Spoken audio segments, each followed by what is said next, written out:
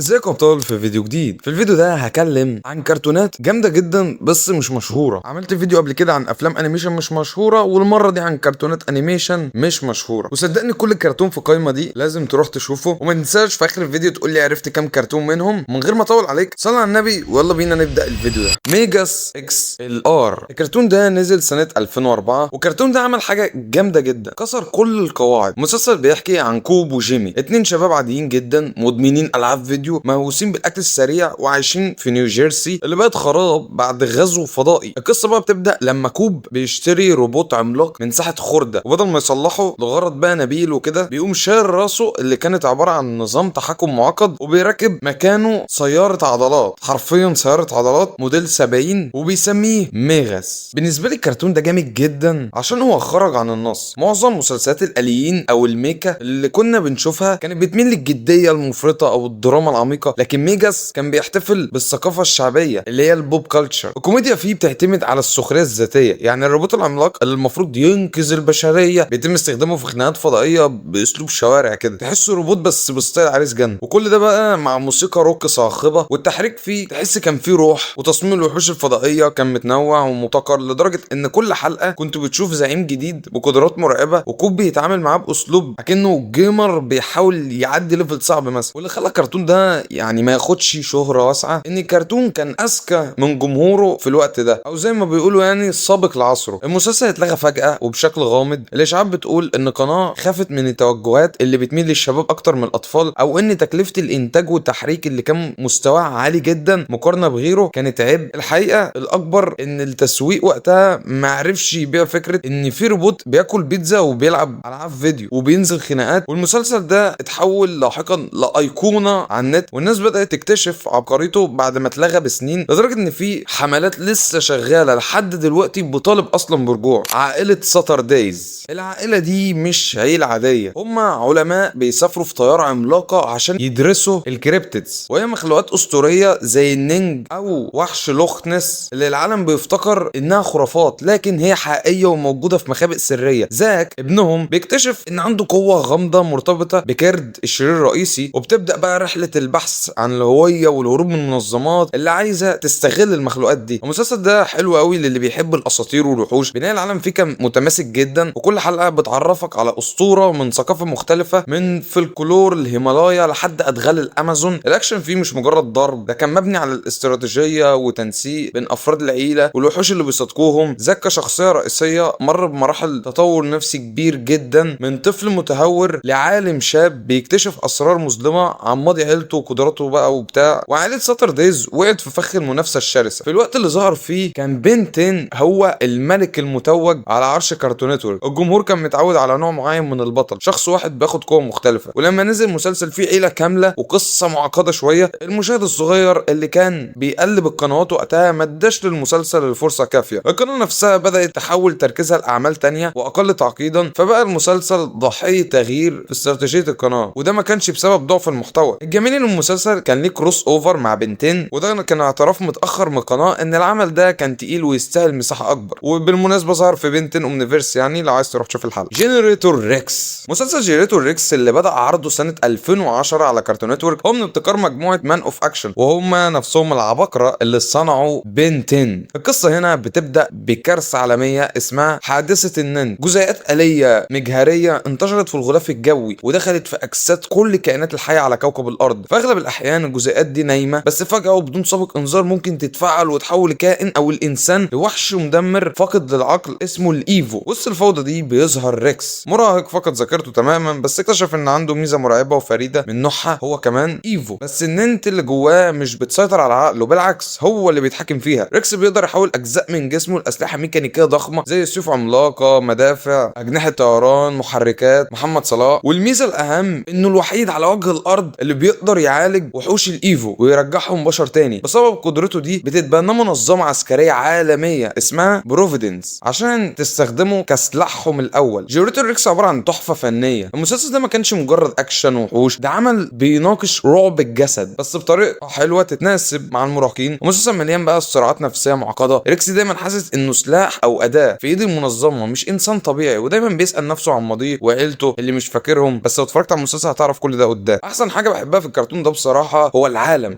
كله اتغير بسبب كارثه. مدن كامله اتدمرت وبقت مناطق معزوله للوحوش، ومدن تانية زي هونج كونج بقت ملاذ امن للوحوش العاقله بعيدا عن سيطره البشر. وجنريتور ريكس كان ضحيه لنجاح اخوه كبير بين 10. كارتون نتورك كانت بتدور على ماكينه فلوس جديده تبيع من خلالها بقى العاب مجسمات. مشكله ريكس انه قواه عباره عن تحولات في جسمه هو، فمهما عملوا العاب هي في النهايه شخصيه واحده ريكس باسلحه مختلفه، على عكس بين 10 اللي كان بيقدم عشرات الكائنات الفضائيه المختلفه اللي بتتباع كالعاب منفصله وحققت ارباح خياليه حرفيا. مين مننا يعني ما كانش عنده ساعه بين 10 وهو صغير؟ بالاضافه لكده المسلسل كان ضلمه شويه وجد زياده عن اللزوم بالنسبه للاطفال الصغيرين اللي القناه كانت بتستهدفهم اصلا وقتها. انت عارف بقى المؤامرات السياسيه داخل منظمه بروفيدنس والخيانات والاسئله الاخلاقيه حول قتل الوحوش دول اصلا اللي هم كانوا في الاصل بشر، خلت العمل ده تقيل انه يتشاف للمتعه الخفيفه. والقناه بدات تغير مواعيد عرضه بشكل مستمر وتلخبط جدول الحلقات لحد ما قرروا ينهوه بشكل متسرع في الموسم الثالث. مسلسل اسطوري لكنه للاسف نزل في المكان والزمان الغلط. التغري، لما نتكلم عن التحريك او الانيميشن كاسلوب فني لازم نذكر التغري. المسلسل ده من انتاج نيكولوديان، نزل سنه 2007 وهو من ابداع فنان ومخرج مكسيكي اسمه خورجي، مش هقول اسمه كامل، هو اسمه خورجي، واللي كان بيعمل افلام زي ذا بوك اوف لايف وميا اند ذا 3. وقصه بتدور في مدينه المعجزات، وهي مدينه خياليه بتعكس روح المكسيك وامريكا اللاتينيه بكل تفاصيلها. الجريمه العشوائيه، الالوان الفاقعه، الموسيقى الصاخبه، والاكل الحار. معروفه يعني المكسيك بانهم بياكلوا شطه بالهبل. بطلنا هو ماني ريفيرا، طفل عنده 13 سنه بيمتلك حزام سحري بيحوله للبطل الخارق التجري او النمر. يعني المشكله مش في القوه الخارقه، المشكله في عينه ماني. ابوه هو الفهد الابيض، البطل الخارق الاعظم للمدينه، شخصيه مثاليه جدا وبيمشي جنب الحيط. وجده هو بوما لوك، الشرير الاكبر والاكثر جنونا في المدينه واللي بيكرس حياته للسرقه والمقالب. ماني بقى عايش في النص، بيحب ابوه جدا ونفسه يخليه فخور بيه كبطل، وفي نفس الوقت بيعشق جده وروحه المتمرده وبيستمتع جدا بالجانب الشرير والمقالب. اول حاجه تخطف عينك في المسلسل ده هو الستايل البصري. التجريكه من اوائل المسلسلات اللي استخدمت الفلاش انيميشن بطريقه احترافيه مرعبه، مش مجرد تحريك رخيص. الخطوات الخارجيه للشخصيات سميكه ومميزه، خفات مرسومه كانها جدران كده فعلا، والالوان بتنفجر في الشاشه مع كل حركه. وقصصيا المسلسل ده كسر قاعده الخير المطلق والشر المطلق اللي متعودين عليه في كرتونات الاطفال. ماني دايما في صراع داخلي اصلا ممتع، هل ينقذ البنك من العصابه ولا يسرق الفلوس لنفسه؟ الصراع هنا العائلي مش مبني على كراهيه الاب والجد، بيحبوا بعض جدا رغم اختلاف توجهاتهم وبيتخانقوا مين فيهم اللي هيأثر على مستقبل ماني. الكوميديا في المسلسل سريعه جدا مليانه تلميحات للثقافه اللاتينيه وبتتريق بذكاء على كليشيهات الابطال الخارقين. وعلى فكره التجري كسب جوائز منهم جائزه ايمي، وخد الجوائز كتير جدا بفضل تصميم شخصياته والموسيقى التصويريه. لكن المشكله كانت في نيكولوديان نفسها. في الفتره دي قناه نيكولوديان كانت بتدور على اي عمل يجيب ارقام مشاهدات تنافس سبونج بوب او الولدين السحريان. المسلسل كان غريب جدا بصريا على المشاهد الامريكي والاوروبي العادي في الوقت ده، والثقافه المكسيكيه كثيفه اللي في المسلسل يمكن ما كانتش